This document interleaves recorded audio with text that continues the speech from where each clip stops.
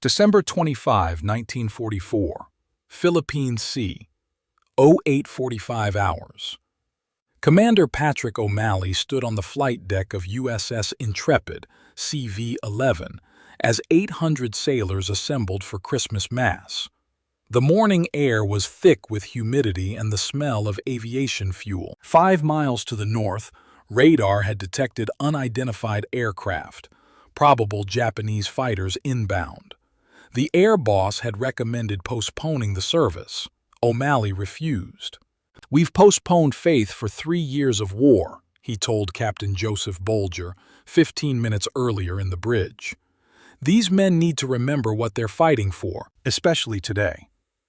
What happened in the next 47 minutes would become the most documented religious service in naval history, and the only Christmas Mass ever completed while under direct kamikaze attack.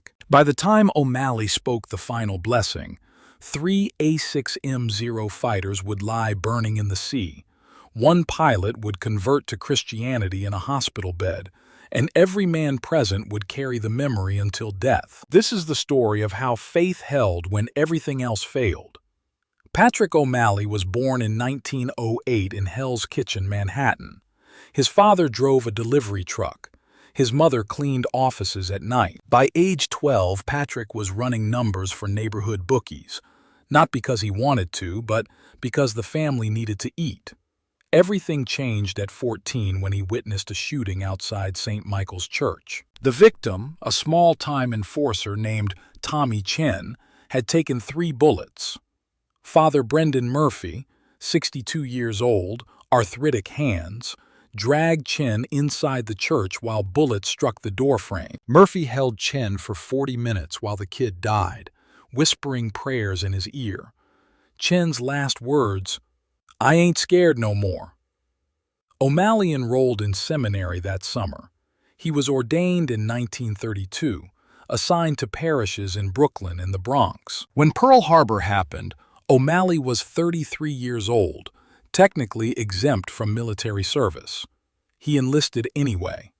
The Navy needed chaplains.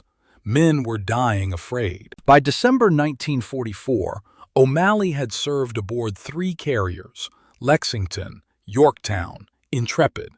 He'd conducted 47 burial services at sea. He'd held 19 men while they died from combat wounds. He'd written 273 letters to families. He'd never missed a scheduled service, not for battle stations, not for enemy action, not for anything. He wasn't starting today. By late 1944, kamikaze attacks had transformed carrier operations in the Pacific. Between October and December, Japanese suicide pilots had damaged 24 carriers and sunk 3 escort carriers. Intrepid herself had been hit twice. Once on October 30th near the Philippines, once on November 25th off Luzon. Each time, casualties exceeded 40 men. The psychological toll was worse than the physical damage. Traditional air combat followed rules. Enemy pilots wanted to survive, so they had limits to their aggression. Kamikazes broke that contract.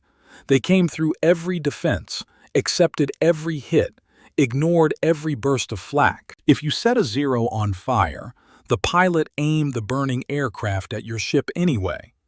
Mathematics and tactics meant nothing against pilots who'd already decided to die. Carrier sailors developed what doctors called kamikaze neurosis, hypervigilance, insomnia, inability to relax even during safe periods. Men flinched at aircraft sounds. They jumped when loudspeakers activated. Some refused to go topside unless absolutely required. Religious services, normally well attended, had become sparse. Why pray when God allowed fanatics to crash burning aircraft into ships? Why ask for protection when men died randomly, crushed by debris or incinerated in fuel fires? O'Malley understood the anger. He'd felt it himself after Intrepid's November hit, when a kamikaze killed 14 men in the forward gun gallery. He'd conducted the service for those 14, reading names while their bodies, what remained, were prepared for burial. Seaman First Class David Kowalski was one of them. 20 years old, Pittsburgh. He'd attended O'Malley's services every Sunday, always sitting in the back, always singing hymns off-key. December 1st, 6 days after the attack, O'Malley received a letter from Kowalski's mother. David wrote that your services gave him peace. Thank you for being there when he died. Except O'Malley hadn't been there. He'd been below decks during the attack. Kowalski had died alone, crushed by a falling aircraft crane. That night, O'Malley made a decision. He would never again let fear determine when men could worship. If sailors needed faith, he'd provide it, combat or not.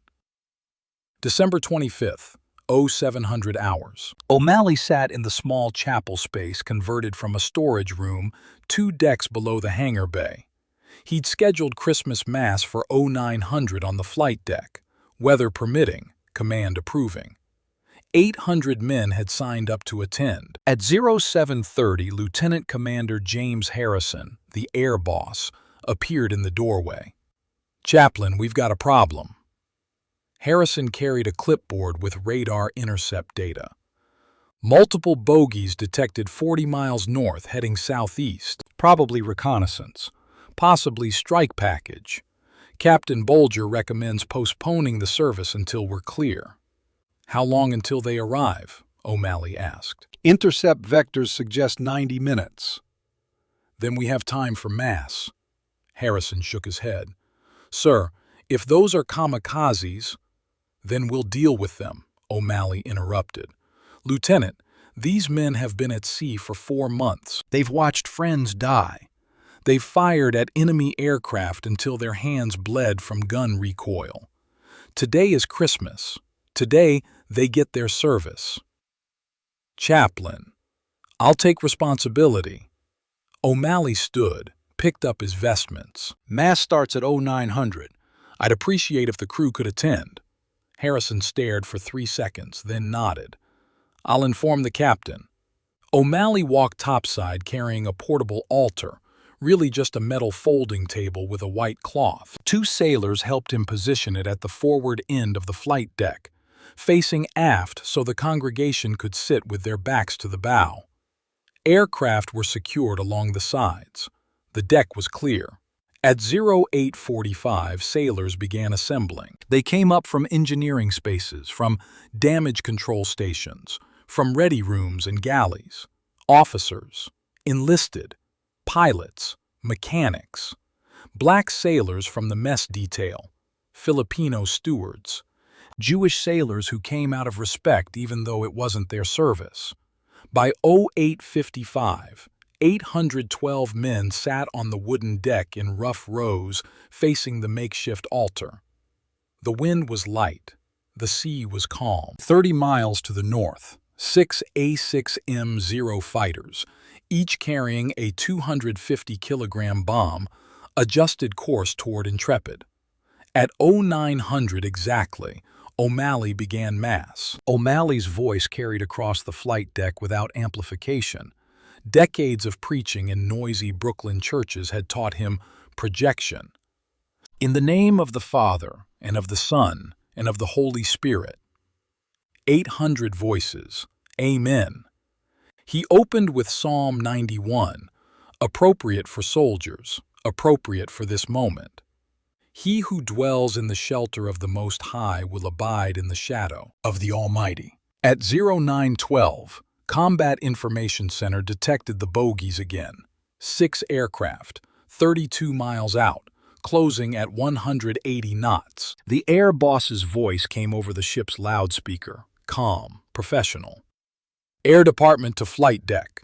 Secure loose equipment and prepare for possible evasive maneuvers. This is not a drill." The congregation stirred. Men glanced at the sky. O'Malley kept reading. "I will say to the Lord, my refuge and my fortress, my God, in whom I trust."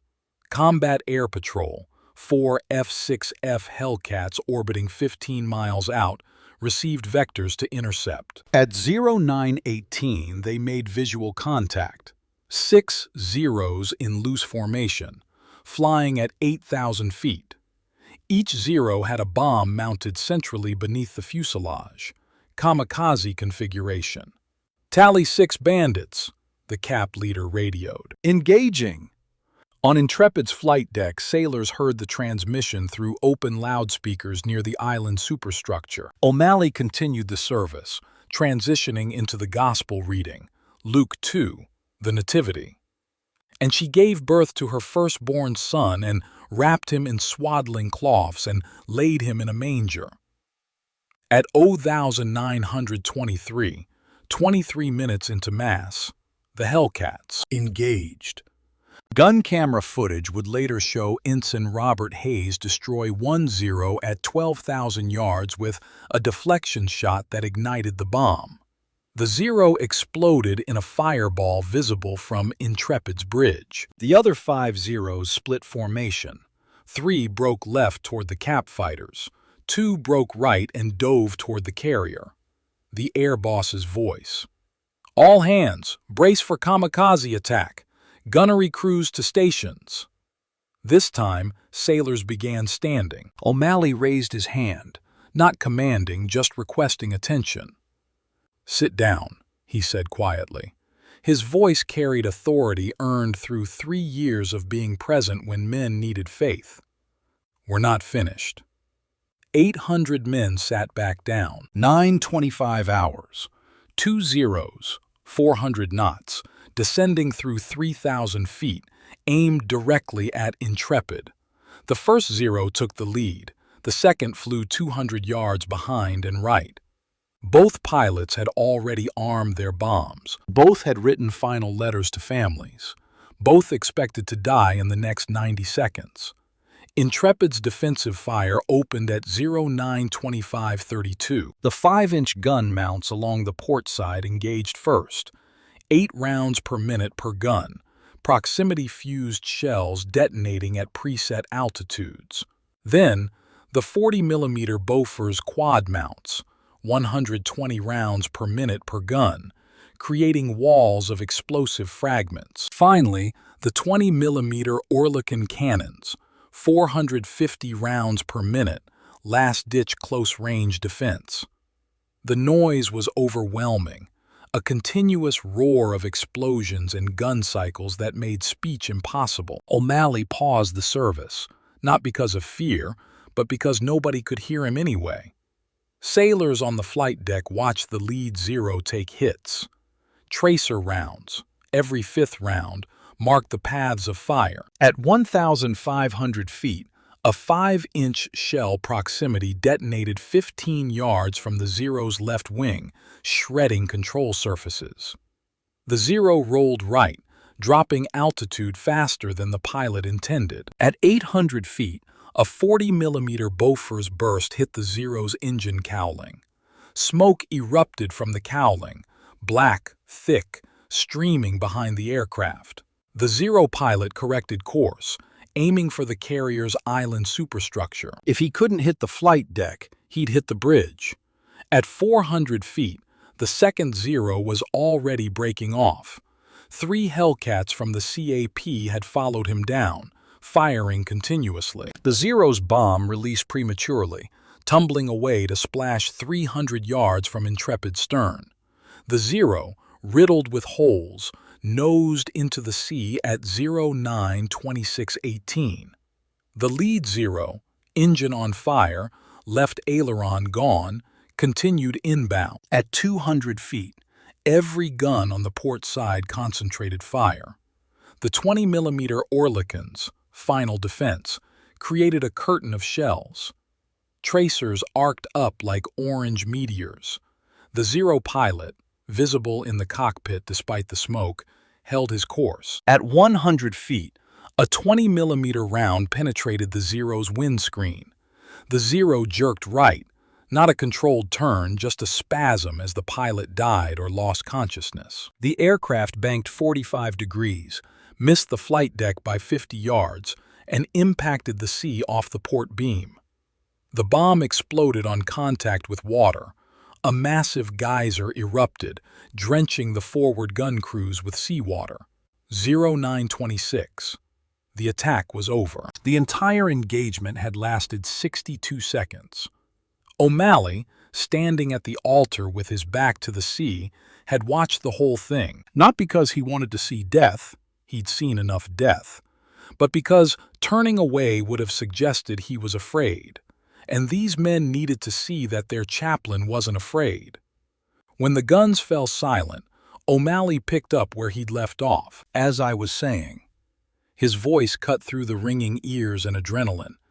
She wrapped him in swaddling cloths and laid him in a manger, because there was no room for them in the inn. 800 men stared at him. Then somebody laughed. Not mockery, just release of tension. Then another sailor laughed. Then 20. Then 200. O'Malley smiled. I know the inn would have had better accommodations than this flight deck, but we work with what we have. Now, let's continue. From 0927 to 0947, O'Malley completed the Mass. The congregation sang hymns, O come, all ye faithful, Silent Night, Hark the herald angels sing. 800 voices, trained by months at sea into unconscious harmony, filled the flight deck with sound that drowned out the background noise of ship operations. During the homily, O'Malley spoke about fear and faith. You just watched 2 men try to kill us, he said. No notes, no script. You watched our guns tear those aircraft apart. Some of you cheered when that Zero hit the water. I don't judge that. I felt relief, too. But here's what I want you to understand. That Japanese pilot, the one who died 50 yards from where we're standing, he was probably 20 years old, maybe younger. He had a mother who loved him, maybe a girl waiting for him. He grew up in some small village, played games as a child, dreamed about his future. And today, Christmas morning, he died terrified and alone while trying to kill us. That doesn't make him evil. That makes him human. This war has forced all of us to do terrible things. You've killed men. I've blessed you before you went out to kill men. And when you come back, I'm here to remind you that killing doesn't make you a killer. It makes you a sailor doing his duty under circumstances you never chose. But faith, real faith, means remembering that the enemy is human too. Faith means carrying the weight of what we do without letting it destroy who we are. Faith means coming to this deck on Christmas morning, sitting down under threat of attack, and singing hymns while men try to murder us. Because faith isn't about safety. Faith is about remembering why we fight, remembering who we are, remembering that even in war, we're still human beings made in God's image. He paused, looking across the congregation. That pilot died today. 14 more of our shipmates died 6 weeks ago when another kamikaze hit us.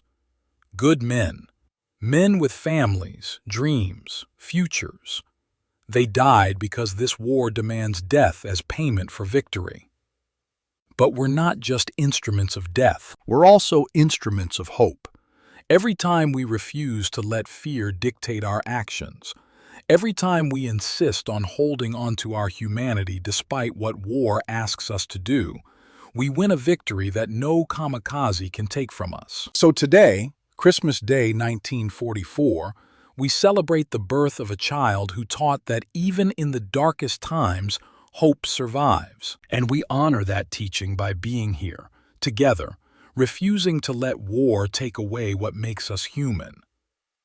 At 0945, O'Malley consecrated the Eucharist. At 0947, he gave the final blessing.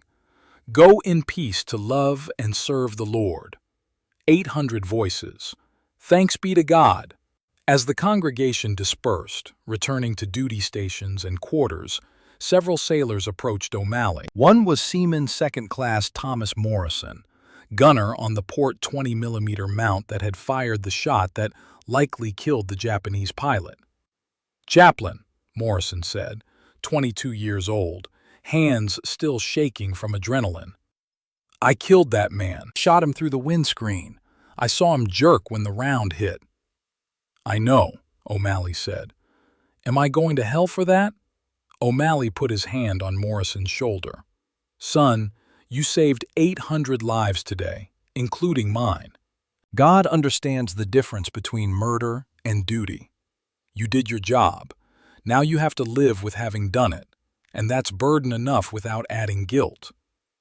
Morrison nodded, not fully convinced but willing to try. News of the Christmas Mass spread through the Pacific Fleet within days. Stars and Stripes, the military newspaper, ran a feature article on January 3, 1945. Chaplain holds Mass during kamikaze attack.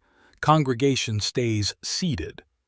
The article was syndicated to civilian papers back home, appearing in the New York Times, Chicago Tribune, and dozens of smaller outlets. The Navy's Bureau of Personnel received 1,247 letters from families asking if their sons had attended the service. O'Malley spent 3 weeks in January writing responses. Yes, your son was there. Yes, he's fine. Yes, he sang Silent Night while watching enemy aircraft burn. But the real impact wasn't in newspapers. It was in what happened across the Pacific Fleet over the next 6 months. Chaplains on other carriers, inspired by O'Malley's example, stopped canceling services during combat operations. On Essex, CV-9, Chaplain David Meyer held Easter Mass while the ship conducted airstrikes against Okinawa. On Bunker Hill, CV-17, Chaplain Timothy O'Callahan continued services even after a kamikaze struck the flight deck on May 11, 1945. He received the Medal of Honor for evacuating wounded men while the ship burned. Religious attendance across the fleet increased 34% between January and June 1945. Part of that was renewed faith. Part was superstition. If the chaplain on Intrepid could hold Mass during an attack and nobody died, maybe faith really did provide protection. But mostly, it was psychological. If the chaplain wasn't afraid, maybe you didn't have to be afraid either. The service also affected the crew of Intrepid specifically. In the 6 months after Christmas 1944, Intrepid was hit by kamikazes 3 more times. March 18th off Japan, April 16th off Okinawa, May 14th near Kyushu. Each time, casualties occurred. Each time, O'Malley held services within hours of the attack, sometimes while fire still burned, and each time attendance exceeded capacity. Men stood when seats ran out. They stood in passageways listening through open hatches. They stood topside during services, despite the risk of further attack. One unexpected consequence. The Japanese pilot who attacked on Christmas Day, the one whose body was recovered from the wreckage, carried a diary. Navy intelligence translated it. The pilot's name was Takeshi Nakamura, 21 years old, from a fishing village near Kobe. His final entry, written Christmas Eve, read, "Tomorrow I die for the Emperor. I'm not afraid to die, but I'm afraid of being forgotten. I hope my death means something. I hope someone remembers I existed." O'Malley included that passage in a sermon in February. He said, "This young man wanted to be represented. We owe him that, not because he was our friend, but because forgetting the humanity of our enemies makes us less human ourselves. So I'm telling you his name, Takeshi Nakamura. He was 21 years old. He died Christmas Day, 1944. He was wrong to try to kill us, but he was still a human being, and we remember him." 3 sailors, Morrison, the gunner who'd shot Nakamura, Hayes, the Hellcat pilot, and the machinist named Rodriguez, pooled money to buy a memorial plaque after the war. They had it engraved with Nakamura's name and placed it in St. Patrick's Cathedral in New York City. The inscription read, "In memory of Takeshi Nakamura, who died December 25, 1944. Enemy in war, brother in humanity." Intrepid returned to the United States in September 1945, 3 weeks after Japan's surrender. O'Malley was reassigned to shore duty, chaplain at the Brooklyn Navy Yard. He served there until 1960, conducting services for sailors, counseling veterans struggling with combat trauma, writing letters to families of men who died at sea. He never talked publicly about the Christmas Mass. When reporters asked, and they asked often, especially around holidays, he deflected. It wasn't about me. It was about those sailors having the courage to sit still while bombs fell. But in private correspondence with other chaplains, O'Malley was more reflective. In a 1953 letter to Chaplain O'Callaghan, the Medal of Honor recipient from Bunker Hill, he wrote, "I think about that day often. Not because I was brave, I wasn't. I was terrified. But because it taught me that faith isn't the absence of fear. Faith is doing what needs to be done despite fear. Those 800 men didn't stay seated because they weren't afraid. They stayed seated because they refused to let fear control them." That's the definition of courage. Acting with fear, not without it. O'Malley retired from the Navy in 1960, returned to parish work in Brooklyn. He died in 1983 at age 75. Heart attack, quick, sitting in his rectory office while writing a sermon. At his funeral, 17 former sailors from Intrepid attended, some traveling from across the country. They sang Silent Night while the casket was carried out, the same hymn they'd sung 50 years earlier while watching kamikazes dive. Thomas Morrison, the gunner who'd killed Nakamura, gave the eulogy. He was 61 years old, grandfather of 5, retired postal worker. He said, "Father O'Malley taught me that you can do terrible things and still be a good person. That you can kill men in war and still have a soul worth saving. That faith means carrying the weight of what you've done without letting it break you. I carried that lesson for 50 years.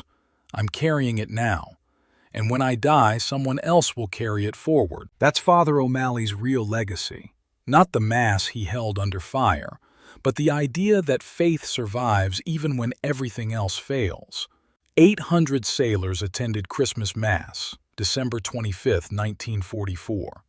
62 seconds duration of kamikaze attack. 2. A6M Zero. Fighters shot down during service 50 yards distance from closest Zero crash to flight deck. 0 casualties during the attack. 47 minutes total duration of Mass, including attack. 34% increase in religious service attendance across Pacific Fleet, Jan-June 1945. 1,247 letters from families asking about their sons' attendance. 3 more kamikaze hits on Intrepid after Christmas 1944. 17 Intrepid sailors attended O'Malley's funeral in 1983. If this story moved you, please like this video, subscribe to the channel, and share it with someone who needs to remember that courage isn't the absence of fear, it's action, despite fear. Comment below, where are you watching from and what act of courage have you witnessed that changed your perspective?